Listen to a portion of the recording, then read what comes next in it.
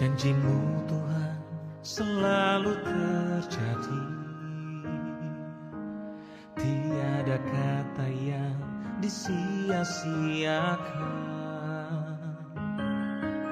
Dalam perkataannya adalah kebenaran, seperti perak yang dimurnikan. Kasih karunia menyertai kamu dan damai sejahtera dari Tuhan Allah Bapa kita dan dari anaknya Tuhan Yesus Kristus. Amin. Horas, salam. Selamat pagi dan salam bahagia untuk kita semua. Salam sehat dan tetap semangat. Selalu berpengharapan dan tak ada yang mustahil bagi Tuhan. Yesus Kristus sangat peduli dan mengasihi kita. Sahabat yang baik hati, marilah kita menggunakan waktu sejenak untuk berdoa, membaca, dan merenungkan firman Tuhan untuk kita dengarkan di pagi hari ini, Kamis tanggal 3 Maret 2022, yaitu tertulis di dalam Markus pasal 11 ayat 9. Demikian dikatakan firman Tuhan. Orang-orang yang berjalan di depan dan mereka yang mengikuti dari belakang berseru, Hosanna, diberkatilah dia yang datang dalam nama Tuhan. Molo dibibeltai di dogma songonon. Ia akan na di jolo nang akan na mangihut sian pudi sai manjuju hondo. Hosianna pinujima naro marhite-hite goar ni Tuhani. Ido sahatna hatani debata. Sahabat yang baik hati yang dikasihi oleh Tuhan Yesus Kristus. Di kalangan anak muda, Naposo, ada satu istilah yang cukup terkenal, yaitu PHP. PHP kepanjangannya pemberi harapan palsu. Setiap orang tentu merasa ditipu, kecewa, bahkan marah kalau menerima yang palsu-palsu. Entah cinta palsu, harapan palsu, janji palsu, atau barang palsu. Sudah membayar mahal, ternyata jam tangan yang kita beli mereknya tertulis Rolex. Mereka jam terkenal, tapi itu palsu. Sudah mati-matian mencintai dengan sepenuh jiwa, ternyata orang yang kita cintai kelihatannya saja seperti mencintai, padahal hanya PHP. Cinta Tuhan kepada manusia bukanlah cinta palsu. Janji untuk menyelamatkan manusia digenapi dalam Kristus yang menderita, sengsara, dan mati untuk kita. Tuhan tidak memberi harapan palsu untuk kita. Karena begitu besar cinta Tuhan, maka Tuhan memberi dirinya sendiri untuk mati bagi kita. Tidak ada cinta seperti cintanya Tuhan kepada kita. Karena itu, kita tidak boleh memberi janji palsu, atau cinta palsu, atau iman palsu untuk Yesus. Dalam pembacaan kita saat ini, orang-orang Yerusalem menyambut Yesus. Mereka mengambil daun-daun palem dan pergi menyongsong Yesus sambil berseru-seru, Hosanna, terpujilah dia yang datang dalam nama Tuhan. Hosianna, pinuji manaro marhite-hite guarni Tuhani. Hosanna, dalam bahasa Ibrani berarti berilah keselamatan. Orang Yahudi berharap sang guru dari Nazaret memiliki kemampuan adikodrati untuk sungguh-sungguh memberikan keselamatan bagi mereka. Mereka menginginkan Yesus melepaskan mereka dari belenggu Romawi. Apakah harapan orang banyak terhadap Yesus terpenuhi? Orang banyak itu mengharapkan keselamatan. Keselamatan dalam Kamus Besar Bahasa Indonesia berarti perihal atau keadaan selamat, kesejahteraan, kebahagiaan. Selamat, selamat, salam, semua berakar dari salum. Dan itulah sesungguhnya yang ditawarkan Yesus dalam perjalanannya ke Yerusalem. Yesus menawarkan keselamatan. Yesus sanggup memberikan keselamatan karena Dia merupakan sumber keselamatan itu sendiri. Yesus adalah juru selamat. Keselamatan itu terjadi ketika Yesus taat sampai mati, bahkan sampai mati di kayu salib. Haluaun sahat tuna mate Yesus ima dihau pinarsilangi. Kristus memasuki Yerusalem dengan menunggang seekor keledai dan wajahnya tertuju pada salib.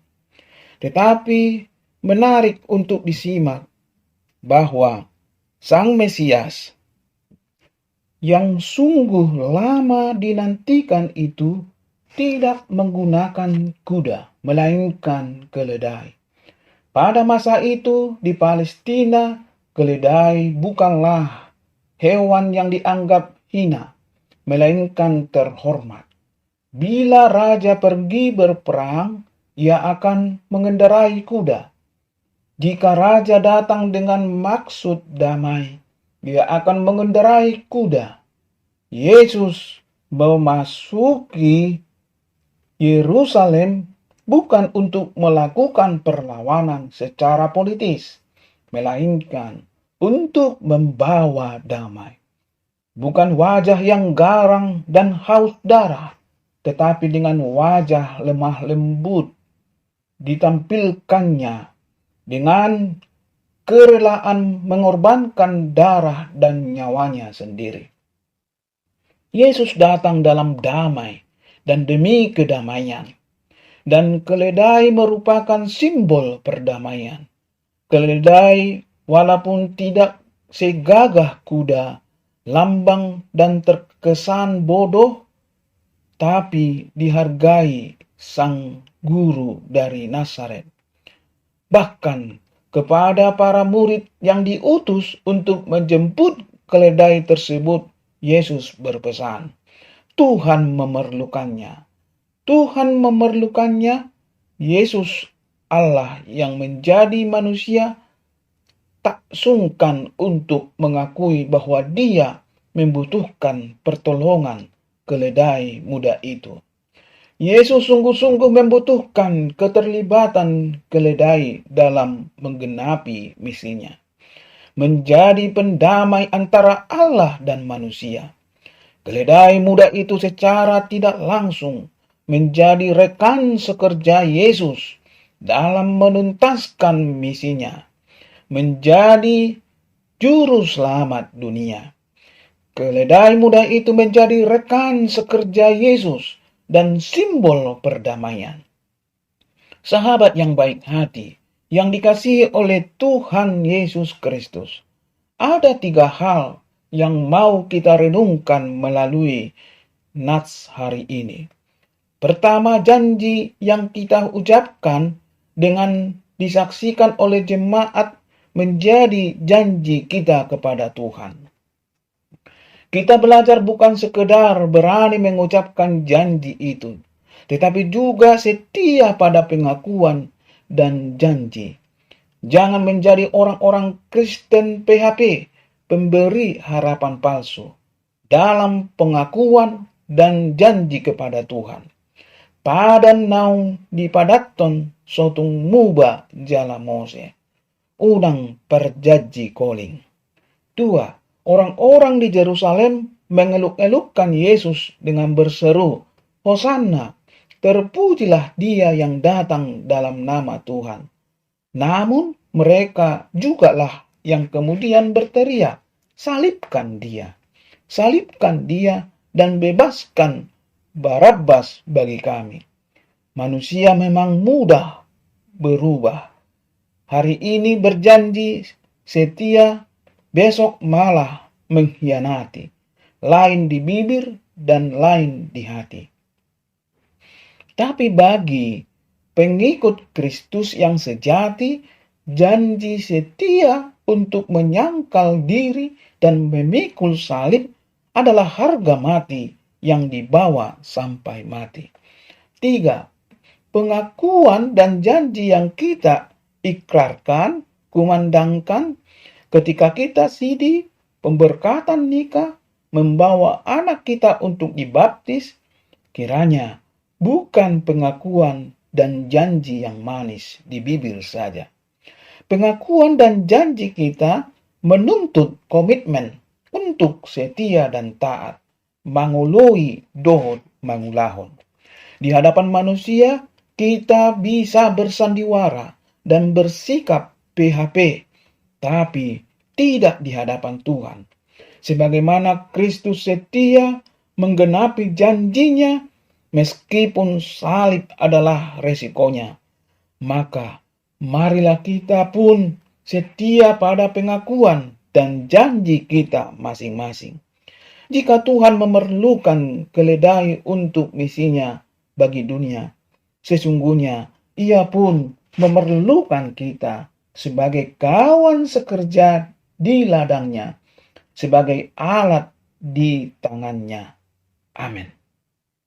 Mari kita berdoa.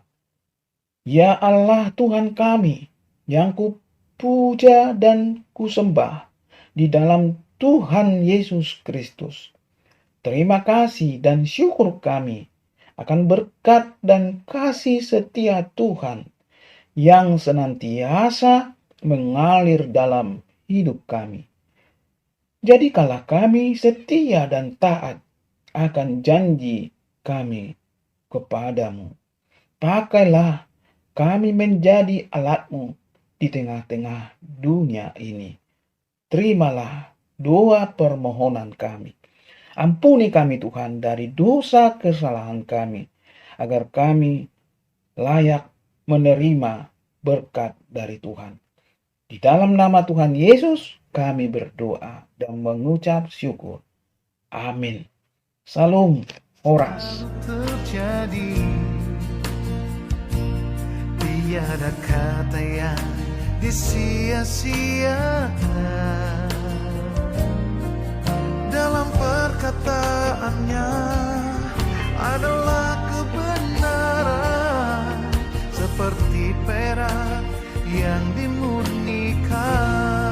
Oh, janji Tuhan seperti fajar,